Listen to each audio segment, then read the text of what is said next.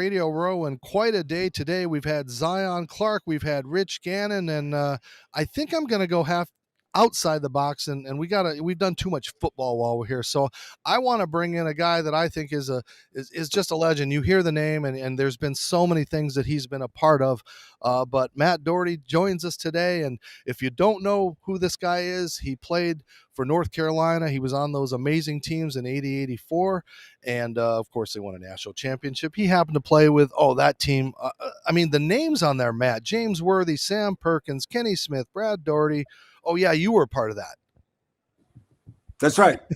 I was a very small part of that, Dave. But the reason you're here today is you've got this amazing book out, and for people that don't know the rest of your story, you went on to coach at Notre Dame, you went on to North Carolina, a couple other schools, and then suddenly in 2003, you were forced to resign. I don't know why. I don't think a lot of people know why, but this book is a big part of that, where it's rebound from pain to passion, and this is your story and your words, and it's a great book. You can get it at Amazon. There's also a website that you can get the book that Matt will talk about a little later, but it's about life lessons. It's not just about rebounding on the court, but from where you've been, the pain that you've gone through off the court, the other things, the setbacks, but you have rebounded, you've overcome it. And being born without legs, I can appreciate where you've been, and because I've had those pains, and my passion led me to a career in TV and working with you at ESPN, and being around Dickie V and all these amazing characters that we've been a part. But tell us, one, what was this time you had to write this book? What was the need to write this book? Was it therapy for you? Was it an epiphany? Like you could have written a book years ago about what you've done. Well, first of all, Dave, I'm humbled to be talking to you. I think life's nothing but perspective, and here I am talking about pain to passion, right? And all I did was lose a job, a career. You were born without legs, man, and you could easily be bitter. And you've made your mess your message. You're inspirational. I don't know you real well, but looking at your website, I should be interviewing you. So all right, well, we got time, but yeah. Thank you. This book, though, was it therapy? Did you have an internal need? I mean, why now? All the above. When I got run out of town in 2003 from my alma mater after leaving a great job at Notre Dame, my first year I was National Coach of the Year. We won the ACC regular season title, tied with Duke, and then next year we weren't good at all. And then my third year we were rebuilding, and then they decided they want to make a change. It was very painful. I think that when you go home and we talk about family and the family kicks you to the curb, it hurts. And I try to take the high road and act like, nothing happened. My wife had a great line. I think she stole from Sheryl Sandberg, who is a legendary CEO, female CEO, said, when you're getting run out of town, get out in front and make it look like a parade. So that's what we try to do.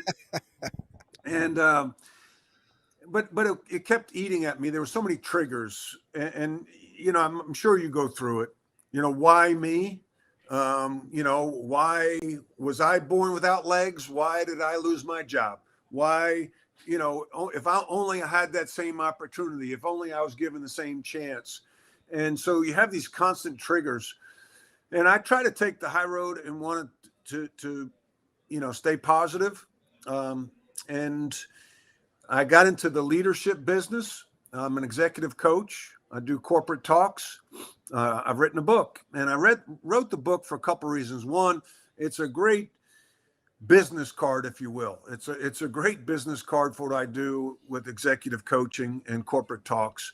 But the byproduct of it, I think, Dave, was that it was therapeutic for me to get that out on paper, to get my story out there, to get my side of the story, but yet in a constructive way. I didn't want to be bitter. I wanted to get better. And Robin Roberts, who's on Good Morning America, she said, make your mess your message. And I think that's what I've tried to do. I'm always a coach, been a player, been a teacher. And I feel like if I can help people avoid the landmines I stepped on, then this whole journey was maybe worth it. And how do you recover from that when everybody looks, oh, Matt Doherty had this beautiful life and all these amazing things? Like, who cares? Like, so I'm poor and I didn't make money and I didn't. So how do you, justify? Because we all have our struggles, and yet yours, I mean, it was very personal to you and your family. Because, like you said, it was out of left field. Yeah, I think a couple of things. I dealt with depression, Dave. I was fortunate that I don't drink, because if I did, I probably would have had a problem. But I tell people now, I am an alcoholic. I gave it up over 30 years ago when I was in my late 20s. So I'm glad I wasn't a drinker. I have a strong wife. I think, quote somebody else, Oprah Winfrey, it doesn't happen to you, it happens for you. It's all about your mindset. And when you put yourself in perspective and read, I've become I think an avid reader. And so, you read Nelson Mandela. He spent 30 years in prison, and said, if I come out bitter, then I'm still in prison. Right. So, he has a quote, I never lose. I either win or I learn. So I've tried to say, okay, God, I'm a man of faith. I believe in God. And I feel like if, it's called faith, like, why me? Why me? Why me? Okay. Why not me? And now, God, what do you want me to do with it? How do you want to work through me? And I feel like if I can be a little bit of a minister with leadership and maybe sprinkle some Jesus on top, that's a pretty good Sunday that I can offer to people. That is, and your words are so wise. And when you look at the book and you just see the names of the people that had the quotes and attributes, you see Kenny Smith, Charles Barkley, Jay Billis, our friend from ESPN. It's got to be very humbling when you don't realize what people think about you, and then you see it in print. 100%, because in leadership we talk a lot about identity, and are you really as good as you think you are as a leader, as a CEO, as a business owner, even as a player. And so sometimes you need to hear it from other people. So when I had those endorsements come back from, like, the people you mentioned, and Michael Jordan wrote the forward, it was humbling, but it also made me feel good and gave me some confidence. And I'm 59, I'll be 60 this month. We need encouragers in our lives. We need people to give us confidence, to pat us on the back. I don't care how old you are and what you've accomplished. We need some attaboys. And so when I get those comments from legendary people like Jim Nance and Jay Billis and Michael Jordan and so on and so forth, it warmed my heart.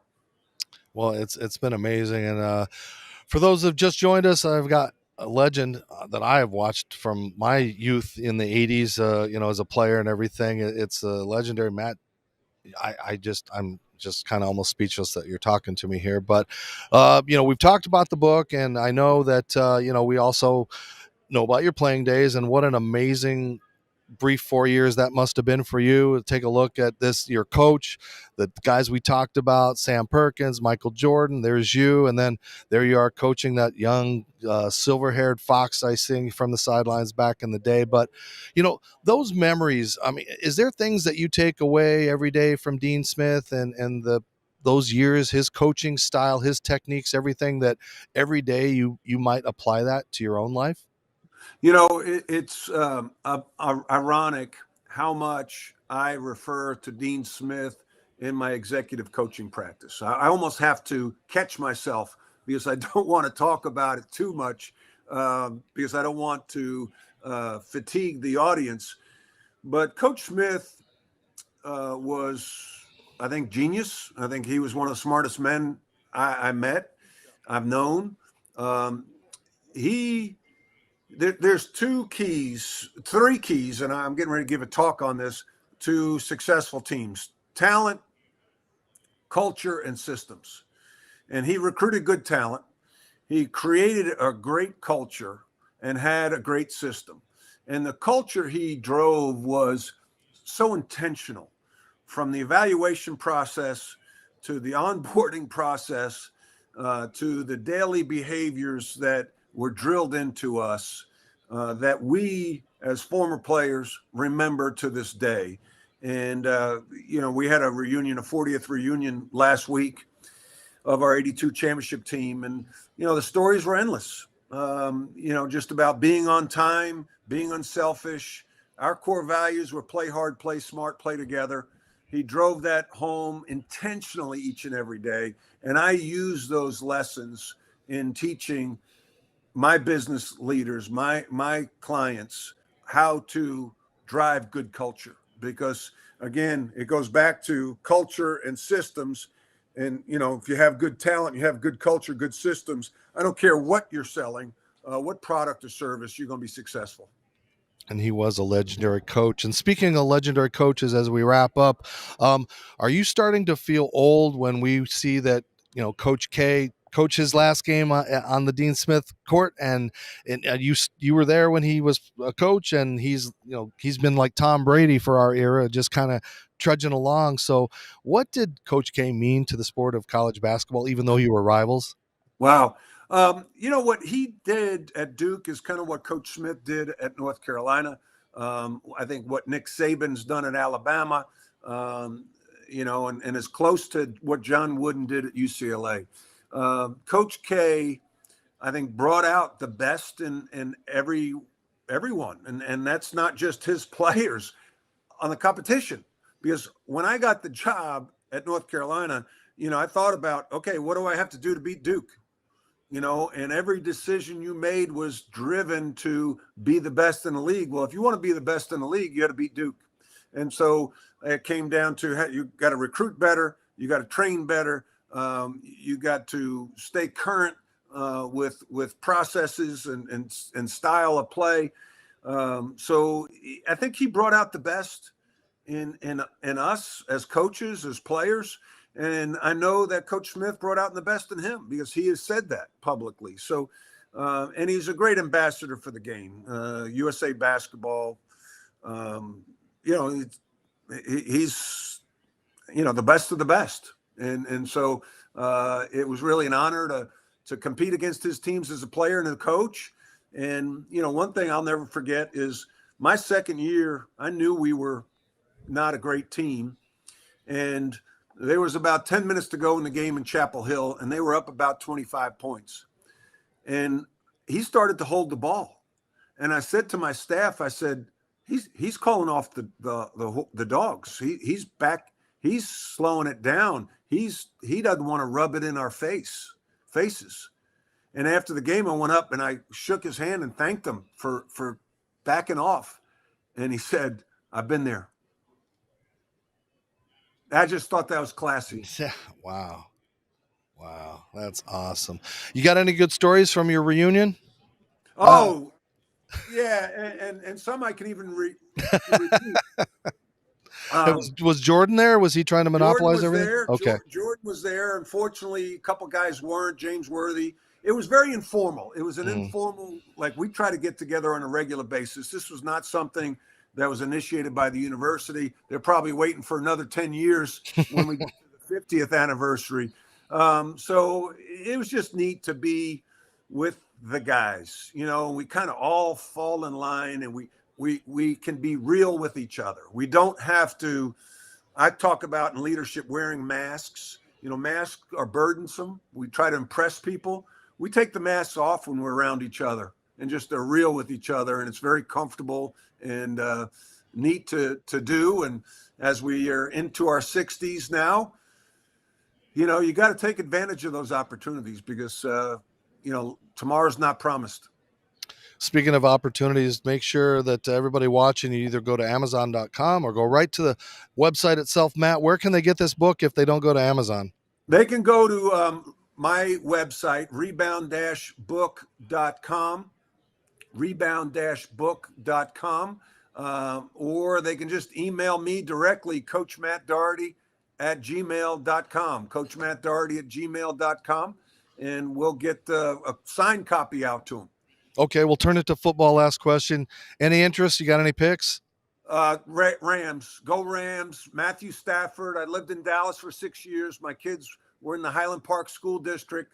Matthew Stafford, to me, is one of the classiest superstars because he was tucked in Detroit for so many years and didn't have a chance to be seen on a national stage on a regular basis. I think now we're getting to see how really good he is, and I hope he wins the Super Bowl. Well, I like that. I think that's kind of what everybody's thinking. But and the underdogs are cute too. You never know. Hope it's a good game. But Matt, thank you for joining me. The pride of East Meadow, New York. It's great to see you. You still playing hoops at all? I play zero hoops. I don't want to be, Dave, the guy in the Velcro boot. Okay. I'm going to save my Achilles for the golf course. There you go. Well, maybe we'll play some golf someday. You already know my handicap. You're good. You're good. All right. Hey, it's really an honor, Dave. Thank you for being just your spirit. And by the way, us number 44s, we got to stick together. I was very, I wore 44 because of Reggie Jackson, because, people stared at me when I played sports, and he, I always figured if they're going to stare at me, I need to put on a show. And Reggie always came through under the pressure. He was the stirb, and he gave a little more than you would like somebody to say, but I always appreciated what he could do under pressure. So that's my 44 story. What's your 44 story? Well, I tell you what, I chose 44 because looking at jerseys, I always like 44 because of Reggie Jackson, Pete Maravich, Jerry West, Kelly Tripucka, Adrian Dantley. 44 is a great sports number. I love it. I got to meet Reggie Jackson at Yankee Stadium, right outside the dugout. And there's no one more exciting at bat than Reggie Jackson.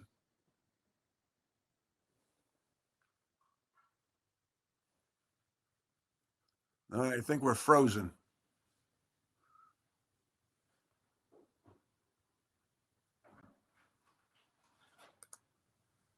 All right.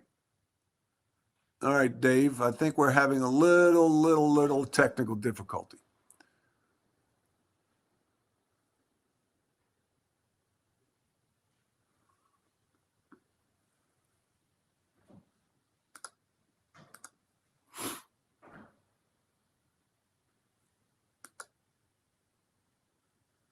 There we go. Dave, thank you very much for having me on.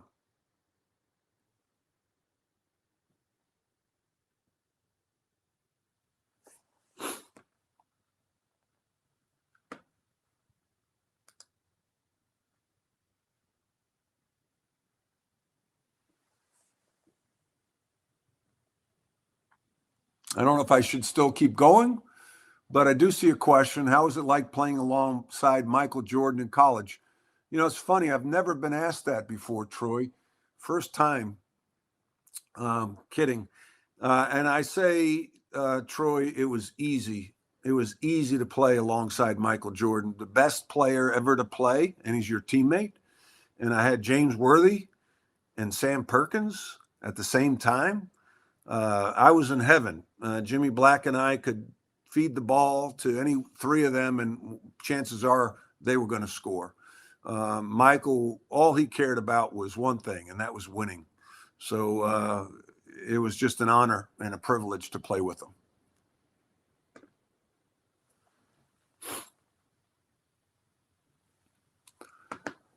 All right, I'm going to cut out. I'm assuming that there's a little issue on your end. Thank you so much.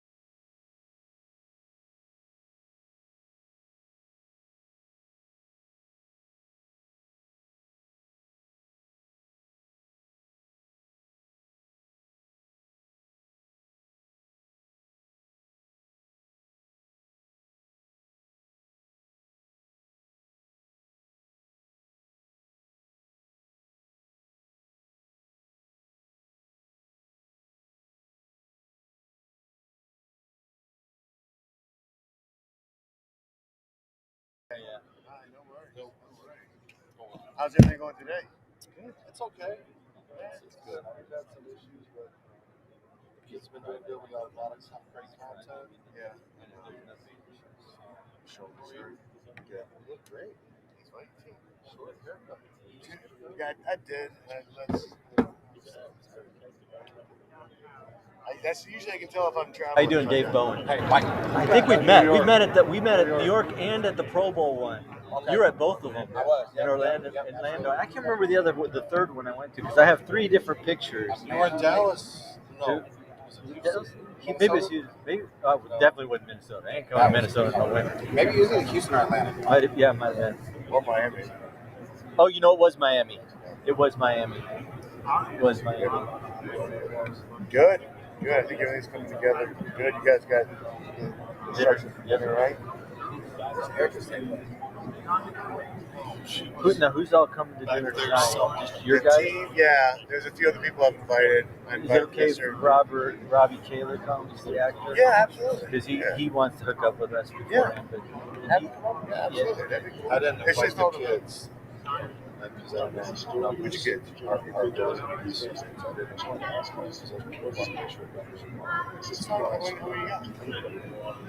6. Let's go back to Valley Health and tell them I need to kick up. It's all right. We'll make money more along the way. No, we will.